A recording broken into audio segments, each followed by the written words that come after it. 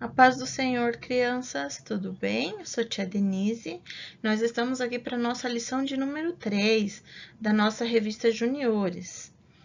O título da nossa lição dessa semana é O Deus Bondoso.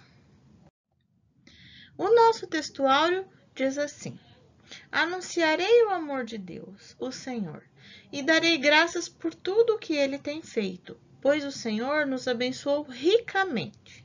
Isaías, capítulo 63, versículo 7. Vamos ler junto com a tia? Anunciarei o amor de Deus, o Senhor, e darei graças por tudo o que Ele tem feito, pois o Senhor nos abençoou ricamente. Isaías, capítulo 63, versículo 7. Agora vamos mais uma vez, só vocês.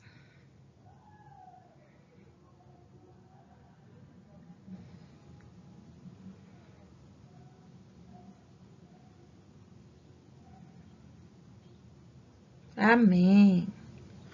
A nossa história bíblica de hoje está lá no livro de Gênesis, né? Gênesis, o nosso primeiro livro da Bíblia, no capítulo 21, do versículo 9 até o 20. Então, é sobre a história que a gente vai ver hoje. Então, a nossa história bíblica de hoje vai falar sobre Agar e seu filho Ismael. O que era para ser um dia normal para a casa de Abraão, ele se tornou atípico, né? Para uma mãe e um filho, porque Ismael era o filho de Abraão com a sua escrava Agar. E ele brincava com seu irmão Isaque quando Sara, a esposa de Abraão e a mãe de Isaque, viu eles juntos. E Sara temia que Abraão tornasse o filho da escrava Agar o herdeiro dele. Então, depois de um tempo, ela pediu que Abraão mandasse Agar e Ismael embora. Abraão temeu, ficou preocupado, pois ele amava o menino. Como que ele iria mandar o filho dele embora? Mas também ele não queria ficar indisposto com a Sara, né? Então ele foi orar, conversar com Deus a respeito do assunto. E o Criador mandou Abraão obedecer à esposa, pois lhe daria uma grande descendência mediante o seu filho Isaque. Mas com Ismael ele também levantaria um outro povo. Então, Abraão obedece à voz de Deus. Ele prepara água, comida para Agar e o menino levar pelo caminho. Depois da despedida, Agar e Ismael foram para o deserto de Berseba. E Agar estava cansada, acabou a água, acabou a comida e Agar começou a temer. Então ela coloca o Ismael embaixo de uma árvore para não ver ele morrer. Só que de longe podia-se escutar o choro do menino. Então o que acontece? Do céu desce um anjo de Deus para Agar e fala: Por que estás preocupada, Agar? Deus ouviu o choro do menino. Levante e tome o menino, pois farei dele uma grande nação. De repente, Agar avista um poço, de onde ela retira água para ela e para o menino. Então, a partir deste dia, Ismael cresce, né? Se torna um atirador de flechas, se casa e fica morando na região de Parã.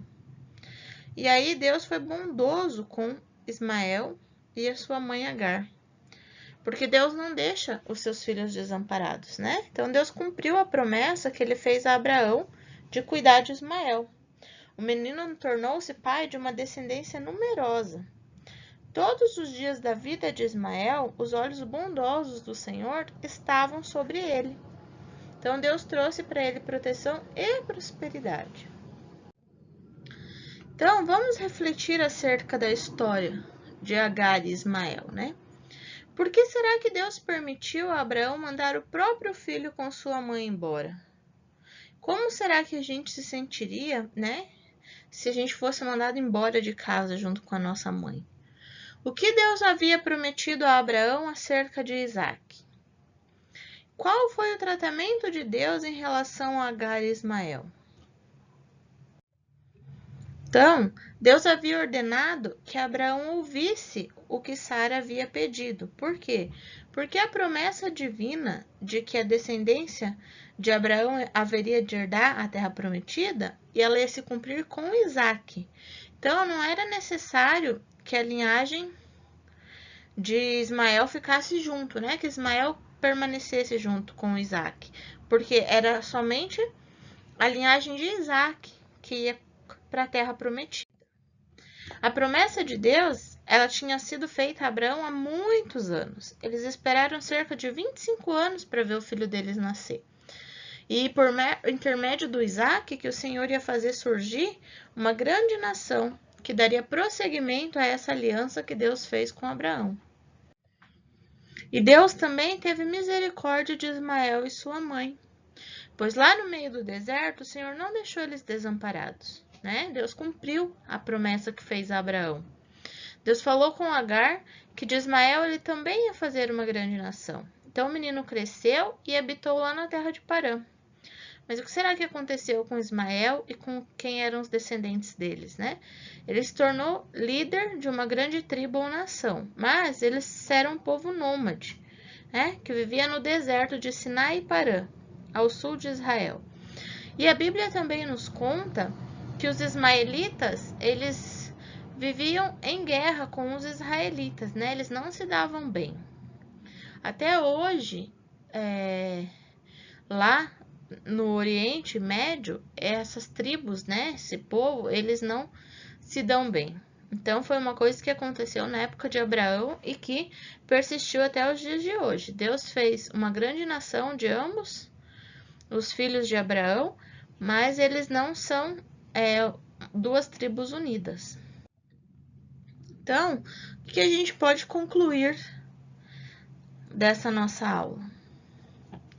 Que a história do Abraão é marcada por eventos que apontavam que a promessa de Deus poderia não se cumprir na vida dele, né? E as escolhas de Abraão resultaram em problemas difíceis de resolver no tocante às suas gerações, nos seus filhos. Mas Deus teve misericórdia do seu servo e operou para que a promessa dele se mantivesse firme. Então, é importante que a gente entenda, que a gente aceite que o Senhor opera para que todas as coisas contribuam para o bem daqueles que o amam. O Criador é bom e tudo o que ele faz também é bom.